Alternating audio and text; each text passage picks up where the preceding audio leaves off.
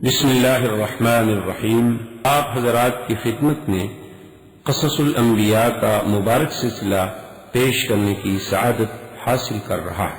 اب آپ اس مبارک سلسلے سے سماعت فرمائیں۔ تم دوسرے آدمی کو بند گلی میں کھڑا کر دو گے اور ہوگا وہ کمزور تو کیا کرے گا آخر؟ پھر تو یہی ہے نا کہ ٹکر مارے گا یا خود مر جائے گا یا دیوار توڑ کے نکل جائے گا۔ تو اب جناب حضرت شیش علیہ السلام نے جہاد کیا، اللہ کی مہربانی سے جہاد میں تو وہ غالب آ گئے، جہاد میں تو انہوں نے ساری شر کی قوتیں جو تھی ان کو ختم کر دیا، لیکن خدا کی قدرت ہے کہ شیش علیہ السلام پہ بھی موت آ گئی۔ اب موت تو سب پہ ہے۔ شیش علیہ السلام کے بعد کون آئے؟ حضرت ادریس ہے۔ یہ سب کے سب اولاد آدم علیہ السلام، لیکن ادریس علیہ السلام اور آدم علیہ السلام کے زمان درمیان میں جو ہے عشرۃ قرون، 10 قرن، اور ایک قرن ہوتا ہے 100 سنۃ، یعنی 1000 سال کا فاصلہ۔ حضرت ادریس علیہ السلام کے تقریباً 10ویں سے بھی زیادہ دور جا کے آدم علیہ السلام باپ بنتے، اور حضرت ادریس علیہ السلام جو ہیں یہ بھی اللہ کے نبی، اور قرآن نے ان میں زیادہ تفصیل تو بیان نہیں فرمائی، لیکن ذکر کیا ہے کہ وَاذْكُرْ فِي الْكِتَابِ إِدْرِيسَ إِنَّهُ كَانَ صِدِّيقًا نَبِيًّا وَرَفَعْنَاهُ مَكَانًا عَلِيًّا۔ اللہ نے فرمایا کہ یاد کریں میرے مدنی محمد مصطفیٰ حضرت ادریس کے بارے میں کہ وہ بھی اللہ تبارک و تعالیٰ کے پسندیدہ سچ بولنے والا صدق والا نبی تھا، اور ہم نے اس کا مقام بلند کیا۔ وَرَفَعْنَاهُ مَكَانًا عَلِيًّا، اس کے بارے میں مفسرین نے لکھا ہے کہ اللہ نے ان کو بھی آسمانوں پہ اٹھایا، اور چوتھے آسمان میں ان کا مقام تھا۔ اس لیے لیلۃ المعراج جب میرے بدری پاک گئے، انہ لقی بادریس فی السماء الرابعہ، چوتھے آسمان پہ ملاقات۔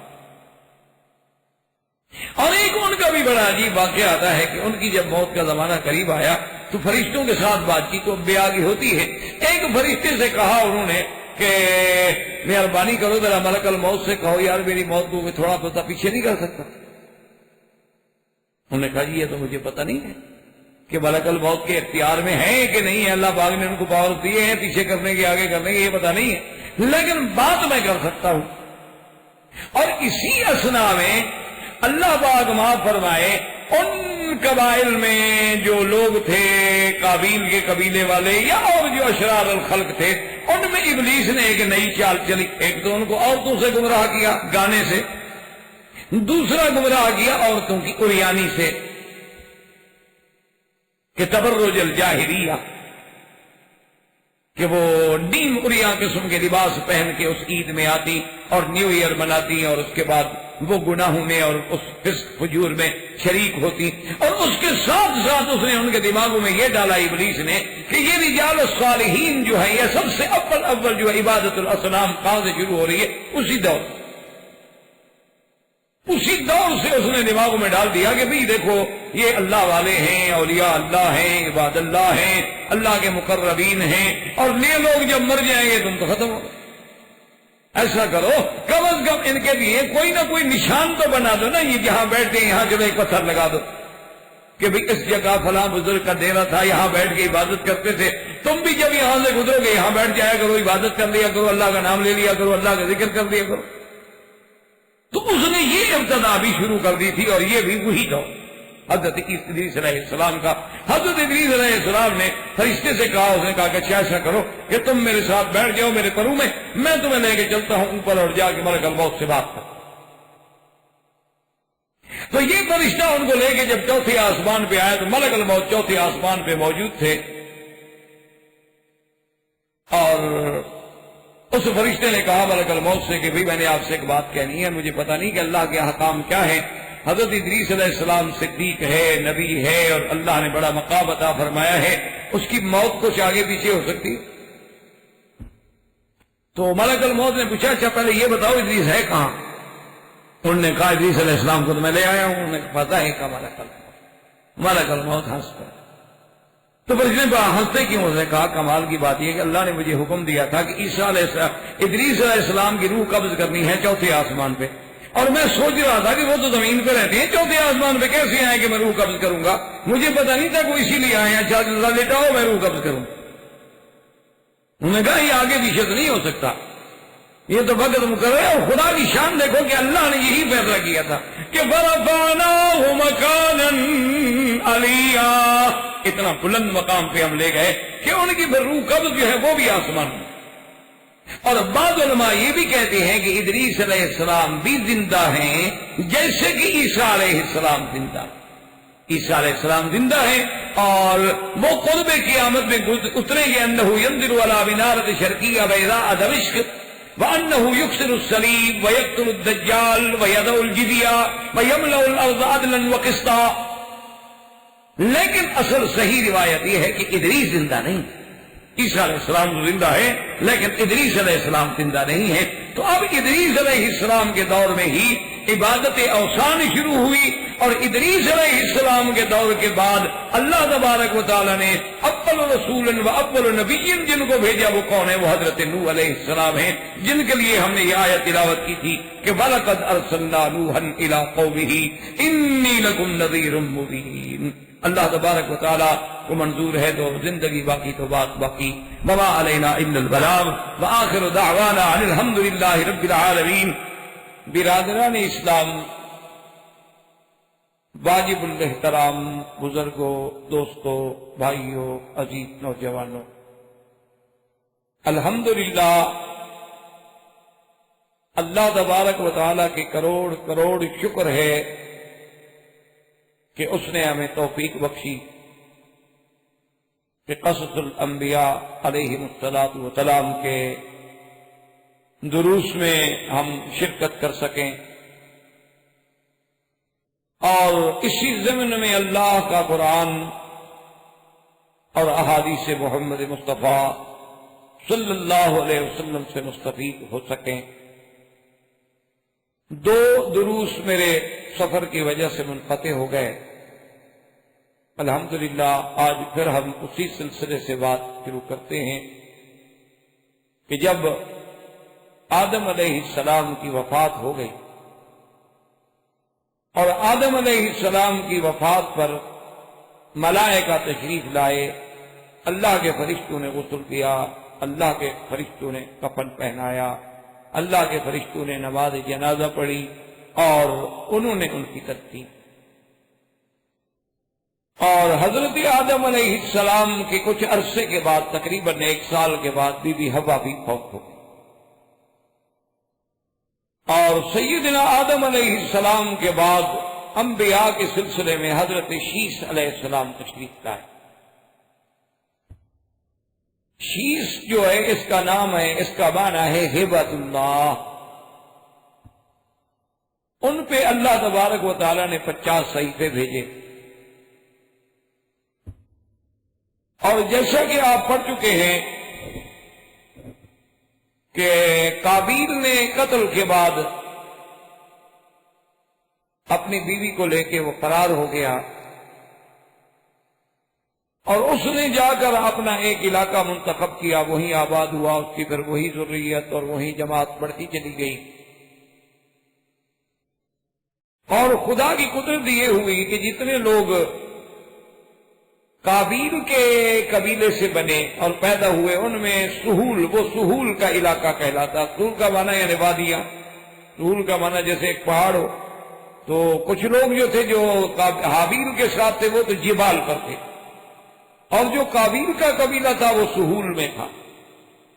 اور اللہ کی قدرت یہ ہے، اتفاق کی بات یہ ہے کہ سہول میں جتنی عورتیں تھیں وہ بڑی خوبصورت تھیں، اور جو جبال میں عورتیں تھیں وہ اتنی خوبصورت نہیں تھیں، لیکن ان کے مرد بڑے خوبصورت تھے۔ یہ اللہ تبارک و تعالیٰ کی حکمت ہے۔ تو ابلیس لعین کو موقع ملا، اس نے کہا کہ میں کوئی فتنہ پیدا کروں۔ تو ابلیس لعین جو ہے وہ ایک غلام کی شکل میں، ایک لڑکے کی شکل میں آیا، اور اس سہول کے علاقے میں جو قابیل کا قبیلہ تھا اسی علاقے میں آ کے اس نے بھی ڈیرا لگا لیا، اور آہستہ آہستہ اس نے گانا شروع کیا۔ اب آپ کو علم ہے کہ ابلیس کے پاس تو اللہ نے اس کو قوت دی ہے استدراجی طور پر اپنے بندوں کے امتحان کے لیے، وہ جیسا چاہے گانا گا لے، جیسا چاہے شکل بدل لے۔ تو اس گانے کا اثر یہ ہوا کہ وہ عورتیں اکٹھی ہوتی، وہ علاقے کے لوگ اکٹھے ہوتے اور اس کے گانے سے اور اس کی آواز سے لطف اندوز ہو۔ اسی لیے یہ جتنا یعنی گانا ہے، آلات موسیقی ہیں، مزامیر ہیں، ان کو مزامیر شیطان کہا گیا۔ اور انسان کو گمراہ کرنے کے لیے یہ سب سے بڑا خطرناک ذریعہ۔ تو اب اس کے گانے کا شہرت ہونی شروع ہو گئی اور اس میں عورتیں اکٹھی ہوتی، پھر انہوں نے مہینے میں ایک دن، ایک رات، ایک عید بنانی شروع کر دی۔ اس عید کا نتیجہ یہ نکلا کہ اس میلے میں جب عورتیں اکٹھی ہوتی، جب وہ گاتا تو وہ بھی اس کے ساتھ گانے میں شریک ہو جاتی۔ تو اب اس کا کام چل نکلا۔ بات تو ابتدا کی ہوتی ہے نا جی، اچھائی ہو یا برائی ہو، پھر چل نکل۔ آپ اچھے کام کی بنیاد رکھیں گے، اللہ کرے گا وہ بھی چل نکل۔ جو لوگ برائی کی ابتدا کرتے ہیں چل تو وہ بھی نکلتی۔ تو اب اس کے بعد ابلیس نے یہ کیا کہ وہ جبال کے لوگوں سے جا کے ملا اور ان سے کہا کہ بھائی اللہ کے بندے، تم پہاڑوں پہ زندگی گزار رہے ہو، خشک زندگی ہے، نہ تمہاری زندگی میں کوئی راحت ہے، نہ سکون ہے، نہ آرام ہے، یہ کیا ہے؟ کچھ سیر ویر کے لیے نکلا کرو۔ ذرا آدمی موسم کے لیے باہر جاتا ہے، تفریح کرتا ہے، انجوائے کرتا ہے۔ یہ کیا ہے کہ بھی ایک بند ہو کے بس اپنے گھر میں بند مچھلی میں گڑے کی طرح مچھلی بن کے رہ جائے۔ تو اب لوگوں نے ادھر آنا شروع کیا۔ اب چونکہ مرد خوبصورت تھے، ادھر کی عورتیں خوبصورت تھیں، جب ان میں آنا جانا شروع ہوا اور زیادہ تر وہ اسی رات جمع ہوتے جب وہ گانا گاتے، تو اس کا انجام یہ نکلا کہ زنا کا دروازہ کھل گیا۔ اسی لیے علماء نے لکھا ہے کہ دو چیزیں ہیں انسان کو تباہ کرنے والی، انما اموالکم و اولادکم فتنہ، جو قرآن بھی کہتا ہے۔ تو سب سے بڑا فتنہ جو ہے وہ دولت ہے یا اولاد، اور اس کے ساتھ سب سے بڑا اس فتنے کو انگیخت کرنے والی چیز جو ہے وہ موسیقی ہے، وہ گانا۔ اسی لیے ایک حدیث مبارک میں آتا ہے کہ سرکار دو عالم سیدنا محمد الرسول اللہ صلی اللہ علیہ وسلم سفر فرما رہے تھے، اور آپ خود اندازہ فرمائیں کہ جس سفر کی قیادت اللہ کا نبی فرما رہے ہیں، سفر کرنے والے کون ہوں گے؟ صحابہ رضوان اللہ علیہم اجمعین۔ اور جو خواتین ساتھ تھی وہ کون ہوں گی؟ ازواج مطہرات یا صحابیات۔ تو ایک صحابی نے، رات کا سفر ہوتا ہے تو اونٹوں کو چلانے کے لیے کچھ عرب کا رواج تھا کہ گنگناتے تھے، رجز پڑھتے تھے، گنگناتے تھے، کہ اس گنگنانے کی آواز میں اونٹ جو ہے قدرتی طور پہ وہ بھی تیز چلتے ہیں۔ تو جب اس نے رجز پڑھنی شروع کی اور اونٹ تیز چلنے شروع ہوئے تو حضور صلی اللہ علیہ وسلم نے جب آواز سنی تو آپ نے فرمایا رفقاً بالقواریر، کیا کر رہے ہو اتنی زور سے اور اتنی خوش آبادی کے ساتھ گا رہے ہو؟ تمہیں پتہ نہیں کہ شیشے سفر کر رہے ہیں؟ یعنی عورتیں جو ہیں ان کے دل جو ہے شیشوں کی مانند ہیں، جیسے شیشے کو ٹھوکر لگنے میں پتہ نہیں لگتا، معمولی سی چوٹ لگنے سے اس کے اوپر اثر ہو جاتا ہے۔ اور کبھی آپ نے دیکھا ہوگا کہ گاڑیوں کے شیشے جو ہیں چوٹ نہ بھی لگے جلدی سے ٹوٹ جاتے ہیں، ان میں دراڑیں پڑ جاتی ہیں۔ تو علم موسیقی یا گانا یا موسیقی یا آواز ایک ایسا جادو ہے کہ سب سے زیادہ جو ہے یہ نعوذ باللہ اثر کرتا ہے۔ تو اب ان لوگوں کے آنے کی وجہ سے شر بڑھ گیا، زنا کا دروازہ کھل گیا۔ تو اللہ تبارک و تعالیٰ نے شیس علیہ السلام کے بعد حضرت ادریس علیہ السلام، حضرت ادریس علیہ السلام بھی اللہ کے نبی ہیں، اور اللہ تبارک و تعالیٰ کے اتنے مقبول انبیاء میں ہیں، اتنے مقبول صالحین میں ہیں کہ بعض روایات میں آتا ہے کہ جتنا سارے دن اللہ کی مخلوق اعمال صالحہ کرے اس کا ثواب ہوتا ہے، اتنا ادریس علیہ السلام کا ثواب ہوتا تھا ایک دن۔ اور حضرت ادریس علیہ السلام بڑے شان والے پیغمبر ہیں جن کا اللہ نے قرآن میں بھی ذکر فرمایا ہے، اور جس کے بارے میں حدیث معراج میں بھی وضاحت موجود ہے کہ حضور صلی اللہ علیہ وسلم سرکار دو عالم حبیب کبریا محمد مصطفیٰ صلی اللہ علیہ وسلم کی چوتھے آسمان پر حضرت ادریس علیہ السلام سے ملاقات۔ حضرت ادریس علیہ السلام نے اللہ کے حکم سے سب سے پہلا جہاد جو ہے اہل شر کے خلاف، وہ حضرت ادریس علیہ السلام نے اللہ کے حکم سے ادریس علیہ السلام نے جہاد کیا، اور جتنے وہ قبیلہ شر تھا، غلط لوگ تھے، ان کو مارا اور ان کو بالکل سیدھا۔ اور خدا کی شان یہ ہے کہ جس دور میں یہ شر بڑھ گیا تھا اسی دور میں اچھے لوگ بھی تھے۔ یہ تو نہیں ہوتا کہ دنیا اچھے لوگوں سے خالی ہو جائے، خیر اور شر جو ہے ہمیشہ مل کے، بلکہ علماء نے اسلاف نے یہ لکھا ہے کہ خیر محض جو ہے، یعنی ایسی خیر جس میں شر کا کوئی ذرہ بھی نہ ہو، شائبہ بھی نہ ہو، وہ تو صرف جنت میں ہوگی آخرت، کہ وہاں خیر ہی خیر ہوگی، اور ذرہ کروڑواں حصہ بھی وہاں کوئی برائی کا اور شر کا اور نقصان کا ہو ہی نہیں سکتا، وہاں تو راحت ہی راحت ہے، آرام ہی آرام۔ اور شر محض یعنی شر خالص جس میں خیر کا ذرہ نہ ہو، وہ جہنم، کہ جو جہنم میں گیا اس میں کیا خیر۔ اور دنیا جو ہے یہ شر اور خیر دونوں کی آمیزش کا نام، اس میں خیر بھی ہوگی شر،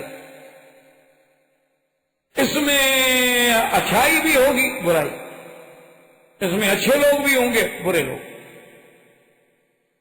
تو اسی زمانہ ادریس علیہ السلام سے یہ بات شروع ہو گئی کہ جو صالحین لوگ تھے، بڑے اچھے لوگ تھے، علماء تھے، مشائخ تھے، عباد تھے، زہاد تھے، عباد اللہ الصالحین تھے، اولیاء اللہ تھے، لازمی بات ہے کہ وہ فوت بھی ہوتے۔ تو جب وہ فوت ہونے لگے تو اب ابلیس کو موقع ملا تو اس نے لوگوں میں انسان بن کے یہ بات چھوڑنی شروع کر دی کہ بھئی دیکھو یہ اللہ والے تو فوت ہو گئے، جا رہے ہیں، تو اب ہمیں ان کے بعد کیا ملے گا؟ ہمارے لیے بہت بڑا اندھیرا ہو جائے گا کہ اہل اللہ جو ہیں یہ اللہ والے لوگ ہیں، روز تو ولی پیدا نہیں ہوتے، روز تو اللہ والے پیدا نہیں ہوتے، وہ تو ہزاروں سال نرگس اپنی بے نوری پہ روتی ہے، وہ تو ہزاروں سال، سینکڑوں سال، صدیوں میں آگے کوئی ایک آدمی پیدا ہوتا ہے جو صحیح معنی میں قابل۔ تو اس نے دماغ میں یہ ڈالا کہ بھی ایسا کیوں نہ کر لیا جائے کہ ان بزرگوں کے ہم صورتیں بنا لیں، تصویر بنا لیں، ان کی ایک تمثال بنا لیں، تشبیہ بنا لیں۔ جیسے آپ نے دیکھا ہے نا آج کل بڑے بڑے دنیا میں، بڑے بڑے ملکوں میں رواج ہے کہ لوگ ممیاں بنا لیتے ہیں، اسٹیچو بنا لیتے ہیں، اور بالکل دور سے آپ دیکھیں تو بالکل آپ کو یہ محسوس ہوگا کہ بالکل بے عین ہی وہی آدمی کھڑا ہے۔ یعنی کبھی تو حقیقت یہ ہے کہ جانتے بوجھتے ہوئے بھی آدمی کو شبہ ہو جاتا ہے کہ واقعی میں ایک حقیقی آدمی کے ساتھ کھڑا۔ بڑے بڑے دنیا میں جیسے بادام تساؤ ہے، ایسے عجائبات ہیں، وہاں لوگ جا کے بڑے بڑے پرانے لوگوں کے، لیڈروں کے، ان لوگوں کے جو اسٹیچو کھڑے ہیں ان کے ساتھ کھڑے ہو کے فوٹو کھنچواتے ہیں۔ تو انہوں نے بھی ایک دماغ میں ڈالا کہ بھی ایسا کیوں نہ ہو کہ ہم ان کی کچھ صورتیں بنا لیں، اور کم از کم اتنی تو ہوگا نا کہ ان کو دیکھ کے ہم یاد کیا کریں۔ انہوں نے کہا بھی بات تو بہت اچھی ہے، لیکن ہمارے پاس تو کوئی ایسا آدمی نہیں ہے، ہمارے پاس کوئی ایسا مصور نہیں جو تصویر بنا سکے، اور ہمارے پاس کوئی ایسا آدمی نہیں ہے فنکار جو اپنے مجسمہ تراش، جو مجسمہ سازی کر سکے۔ انہوں نے کہا ایسی بات نہیں، میں کر دوں گا۔ تو اس نے ان کی تصاویر بنا کر جہاں جہاں وہ لوگ عبادت کرتے تھے، جو ان کے مراکز عبادت تھے، وہاں لگانے شروع کرتی ہے۔ لیکن عبادت نہیں شروع ہوئی، صرف یہ ہے کہ ان جگہوں پر ان کی تصاویر کو کھڑا کر دیا گیا، کیونکہ کام تو ایسے شروع ہوتا ہے جی، ابتدا تو اسی طرح۔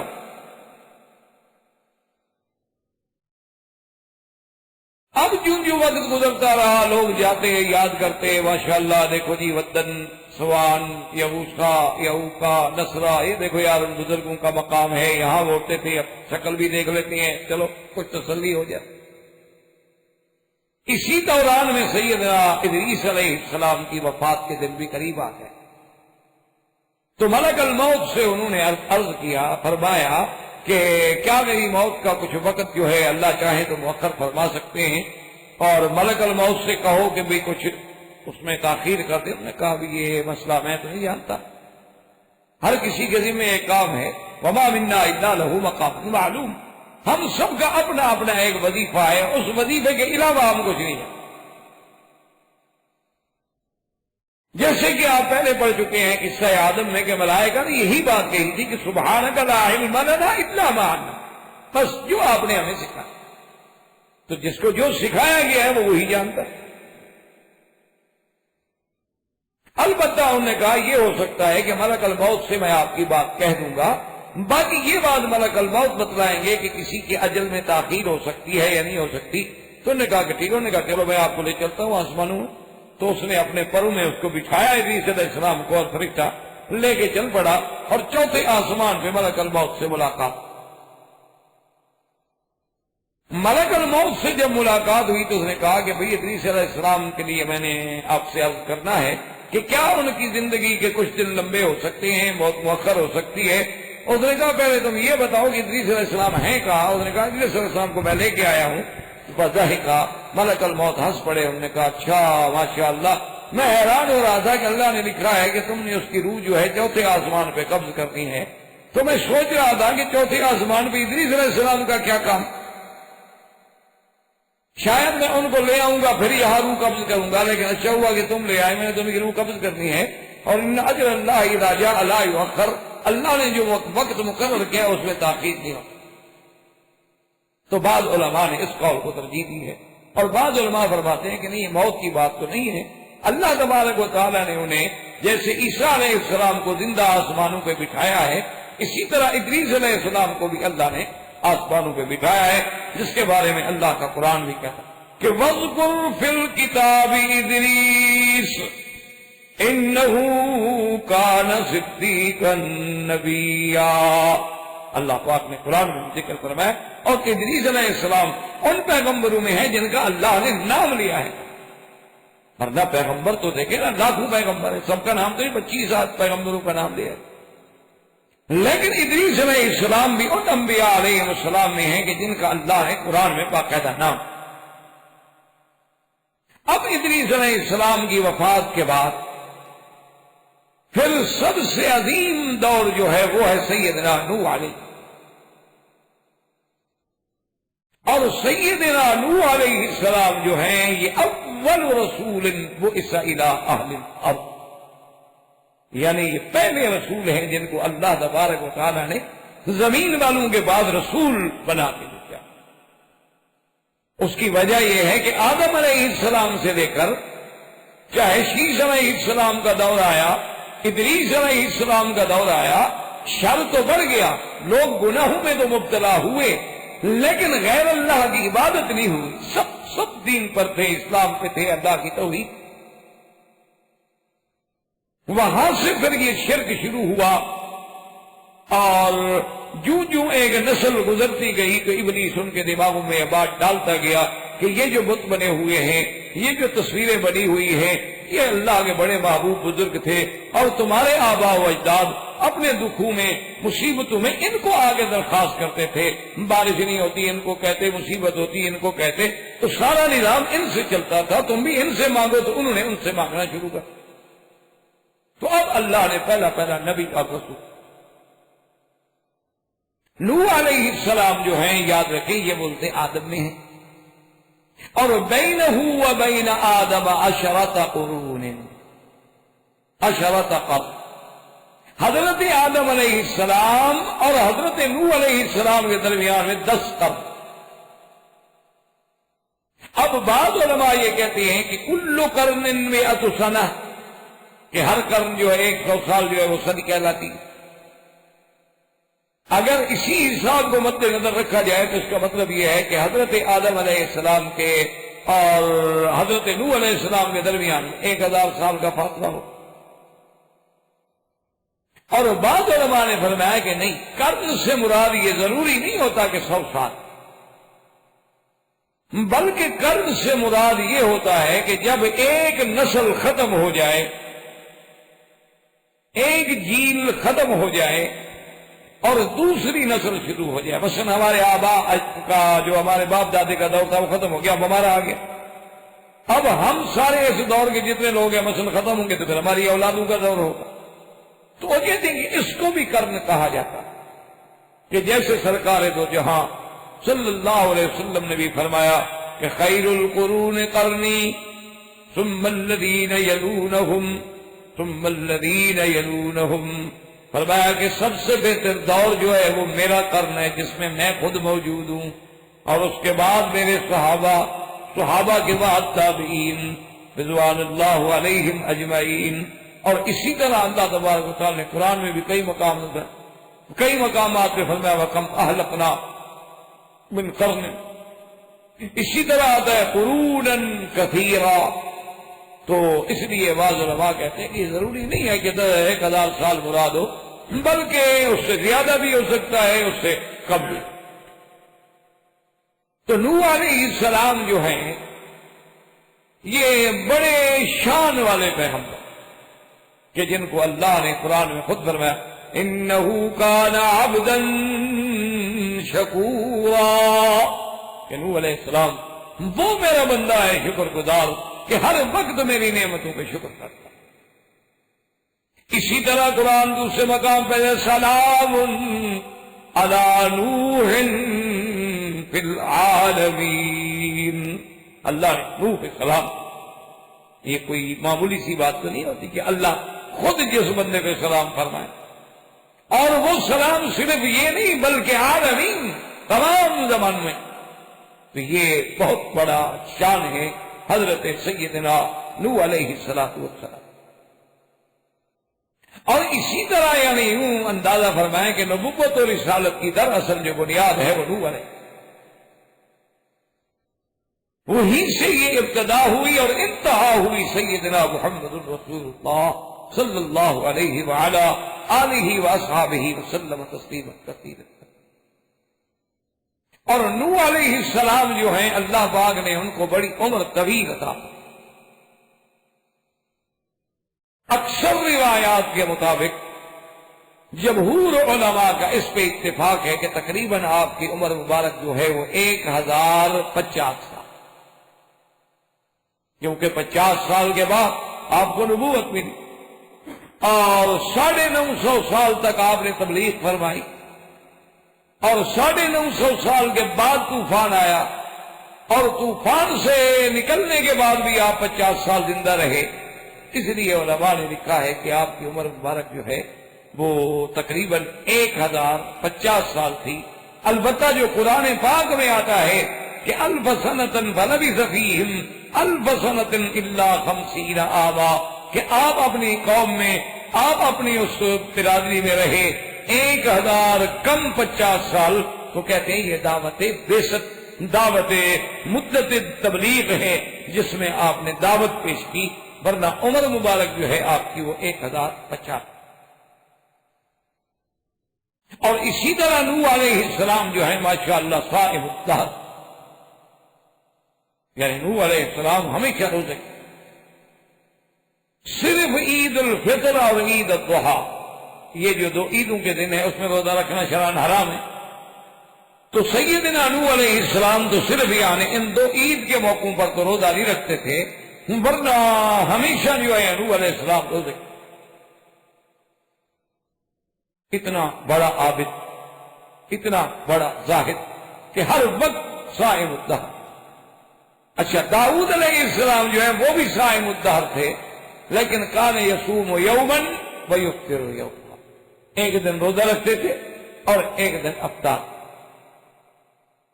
اور سیدنا ابراہیم علیہ السلام وہ بھی صائم الدہر تھے، لیکن ان کے صائم الدہر ہونے کا یہ طریقہ تھا کہ کان یصوم 3 ایام فی کل شہر، کہ ہر مہینے میں وہ 3 دن ہوتا، وہ بھی صائم الدہر. صاحب الدار کا معنی ہوتا ہے کہ کیونکہ صاحب الدار کا اطلاق ہوتا ہے یا تو حقیقتاً یا مجاز۔ اب جیسے کہ میرے آقا نے سرکار دو جہاں صلی اللہ علیہ وسلم نے بھی فرمایا کہ جس آدمی نے رمضان کا روزہ رکھا وصام ستا من شوال، اور اس کے بعد اس نے 6 روزے شوال کے بھی رکھ لیے، فکأنما صام الدہر کلہ، گویا کہ اس نے پورا سال روزے رکھا۔ اس کی وجہ کیا ہے کہ جب اس نے 1 مہینہ رمضان کا اور 6 دن بعد کے 36 دن ہو گئے، اور من جاء بالحسنۃ فلہ عشر امثالھا، تو 360 کے ساتھ جب 10 کو 36 سے ہم ضرب دیں گے تو 360 بن جائیں گے، تو گویا اس کے روزے رکھے۔ اسی طرح حضور صلی اللہ علیہ وسلم نے فرمایا ہے کہ جو آدمی ہر مہینے میں 3 روزے رکھے لیالی البیض کے، لیالی البیض سے مراد یہ ہوتا ہے کہ 13 کی رات، 14 کی رات اور 15 کی رات، یعنی ان 13، 14، 15 کو اگر وہ روزے رکھے تو وہ بھی صاحب الدہر کہلائے گا، کیونکہ جب اس نے مہینے میں 3 روزے رکھے اور ہر روزے کا ثواب 10 گنا ملا تو گویا 30 ہو گئے، تو لہذا گویا وہ بھی صاحب الدہر۔ تو یہ اللہ تبارک و تعالیٰ کی نعمتیں ہیں۔ لیکن نوح علیہ السلام حقیقی صاحب الدہر تھے کہ آپ نے ساری زندگی روزہ رکھا الا یوم العید، یعنی یوم العید و یوم الضحیٰ، عید الفطر و عید الضحیٰ پہ روزہ لیا۔ اور ہم چونکہ ملت ابراہیمی تھے تو اس لیے حضور صلی اللہ علیہ وسلم کو بھی یہی زیادہ محبوب تھا کہ آپ نے فرمایا کہ بس 3 روزے مہینے میں رکھ لیا کرو، اور آپ نے فرمایا کہ یوم الخمیس اور یوم الاثنین، یعنی سوموار کے دن اور جمعرات کے دن بھی روزہ رکھ لو، یہ بھی سن۔ حضور نے فرمایا 6 شوال کے روزے بھی رکھ لو، یہ بھی سن۔ یوم عاشوراء کے روزے رکھ لو، یہ بھی سن۔ اس لیے حضور صلی اللہ، اور آپ کے بعد صحابہ نے جب اجازت مانگی کہ یا رسول اللہ ہم اس سے بھی زیادہ روزے رکھنا چاہتے ہیں، تو آپ نے فرمایا کہ پھر بہتر بات یہ ہے کہ احب الصیام الی اللہ صیام داؤد، اللہ تبارک و تعالیٰ کو پھر داؤد علیہ السلام کا روزہ بڑا پسند ہے کہ کان یصوم یوما ویفطر یوما، ایک دن روزہ رکھتے تھے اور ایک دن افطار کرتے تھے، تم بھی پھر اسی پہ چل۔ اس کی وجہ یہ ہے کہ روزانہ روزہ رکھنا جو ہے علماء محدثین نے فقہا نے اس کی لم لکھی ہے، علت لکھی ہے کہ پھر جب آدمی عادی ہو جاتا ہے تو پھر اس کی عادت بن جاتی ہے، پھر وہ عبادت نہیں رہتی۔ پھر ایک آدمی کی عادت بن جاتی ہے کہ میں نے روز رہنا ہے، بس روزے کے ساتھ رہنا، بس عادت بن گئی۔ تو اس لیے وہ کہتے ہیں کہ نہیں، عادت اور عبادت میں فرق ہونا چاہیے کہ ایک دن روزہ رکھے، ایک دن کھائے، تاکہ روزے والے دن اس کو کچھ بھوک لگے، کوئی تکلیف ہو، کوئی ستائے۔ جب عادت ہو جائے گی تو کسی قسم کی تکلیف پھر بندے کو ہوتی نہیں۔ اس لیے اللہ تبارک و تعالیٰ کی ہر چیز میں حکمتیں ہیں۔ تو نوح علیہ السلام جو ہے بڑے شان والے ہیں، اور بعض علماء نے یہ بھی لکھا ہے کہ نوح علیہ السلام جو تھے وہ کان بکاءن، یعنی اللہ کے آگے بہت رونے والے، اتنا روتے تھے کہ آپ کے رخساروں پہ آنسو بہ بہ کے نشان پڑتے۔ اللہ کے آگے خشیت، اللہ تبارک و تعالیٰ کے آگے تضرع، اللہ تبارک و تعالیٰ کے آگے عاجزی۔ اور اسی لیے بعض علماء نے یہ لکھا کہ نوح ابن لامک جو ہے ان کو لقب بھی نوح کا نوح سے ملا کہ کثرت سے رونے والا، کثرت سے غم کرنے والا۔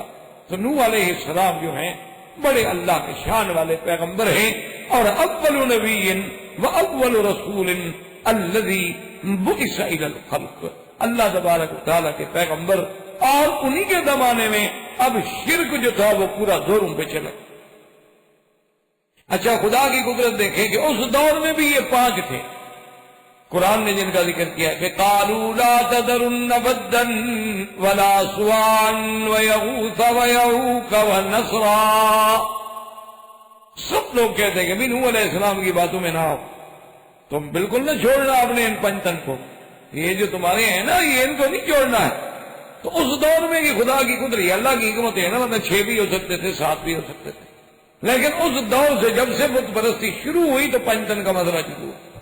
اللہ تبارک و تعالی رحمت فرمائے، اور نوح علیہ السلام نے اب قوم کو دعوت دینی تھی، جس کو اللہ نے قرآن کی مختلف صورتوں میں ذکر، مختلف صورتوں میں اللہ نے نوح علیہ السلام کا واقعہ ذکر فرمایا۔ سورۃ ہود میں دیکھیں، سورۃ الاعراف میں دیکھیں، سورۃ الانبیاء میں دیکھیں، سورۃ الشعراء میں دیکھیں، سورۃ الصافات میں دیکھیں، حتیٰ کہ پوری ایک سورت مبارک کا نام بھی سورۃ نوح رکھا ہے۔ یعنی حضرت نوح علیہ السلام کے نام پر اللہ تبارک و تعالی نے قرآن مقدس میں یہ سورت مبارک اتاری جو ہم نے ابتدا میں تلاوت کی تھی کہ انا ارسلنا نوحا الى قومه ان انذر قومك من قبل ان يأتيهم عذاب علیم. اللہ تبارک و تعالی نے نوح علیہ السلام کو ان کی قوم کی طرف بھیجا اور فرمایا کہ اپنی قوم کو ڈراؤ اس سے پہلے کہ ان پر اللہ کا عذاب دردناک تھا. تو نوح علیہ السلام جا کے دعوت شروع، اور نوح علیہ السلام نے دعوت میں جتنا جد و جہد کی، جتنا جہاد کیا ہے اس کا آپ تصور بھی نہیں. یعنی آپ کتابیں اٹھا کے دیکھیں، نوح علیہ السلام جب دعوت دیتے تھے، جب لوگوں کو بلاتے تھے، اس لیے نوح علیہ السلام نے قرآن مقدس میں بھی اللہ کے آگے فریاد کی کہ قال رب انی دعوت قومی لیلا ونہارا. میرا اللہ، میں نے اپنی قوم کو کوئی خاص وقت نہیں، رات ہو، دن ہو، صبح ہو، شام ہو، سرا ہو، ذرا ہو، ہر حال میں تیری دعوت دی، ہر حال میں تیری توحید کا سبق پڑھایا ہے. لیکن فلم یزدہم دعائی الا فرارا. لیکن میرا مولا، میری قوم بجائے اس کے کہ قرآن سن کے، بجائے اس کے کہ میری دعوت و تبلیغ سن کے میرے قریب آتی، وہ مجھ سے اور دور بھاگتے. بلکہ میرا اللہ ان کا عالم یہ ہو گیا کہ وَإِنِّي كُلَّمَا دَعَوْتُهُمْ لِتَغْفِرَ لَهُمْ جَعَلُوا أَصَابِعَهُمْ فِي آذَانِهِمْ وَاسْتَغْشَوْا ثِيَابَهُمْ وَأَصَرُّوا وَاسْتَكْبَرُوا اسْتِكْبَارًا. میرا اللہ، جب میں ان کو تیری دعوت دیتا ہوں، جب میں ان کو توحید کے لیے تقریر پہ کھڑا ہوتا ہوں، وہ ظالم کیا کرتی ہیں کہ اپنی انگلیاں کانوں میں ٹھونس لیتی ہیں کہ میری آواز بھی نہ آئے.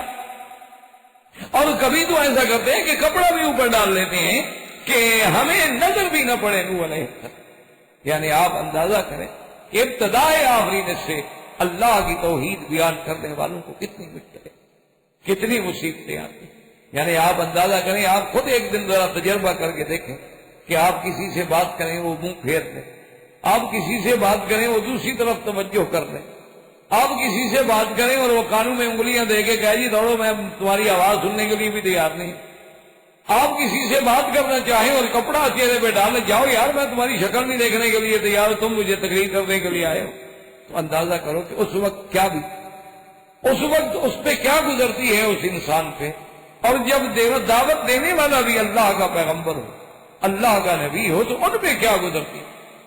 حتیٰ کہ علماء نے لکھا ہے سابقہ کتابوں کی روایات سے کہ وہ ظالم ایسے گستاخ ہو گئے تھے کہ حضرت نوح علیہ السلام کو بعض اوقات آ کر مارتے، اور کئی دفعہ آپ کے گلے میں کپڑا ڈال کے نعوذ باللہ کھینچتے تھے.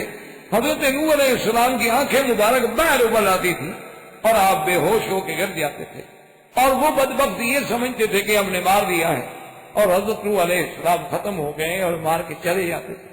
اور پھر جب نوح علیہ السلام کو ہوش آتی تو آپ پھر اکثر نو کھڑے ہو جاتے کہ قال یا قوم اعبدوا اللہ، جیسے یہاں فرمایا قال یا قوم انی لکم نذیر مبین ان اعبدوا اللہ واتقوہ واطیعون. کہ ہے قوم، ایک ہی میری دعوت ہے کہ عبادت اللہ کرو، اللہ سے ڈرو اور میری اطاعت کرو. اللہ عبادت خدا کی ہوگی، اطاعت جو ہے اللہ کے پیغمبر، اللہ کے رسول کی ہوگی.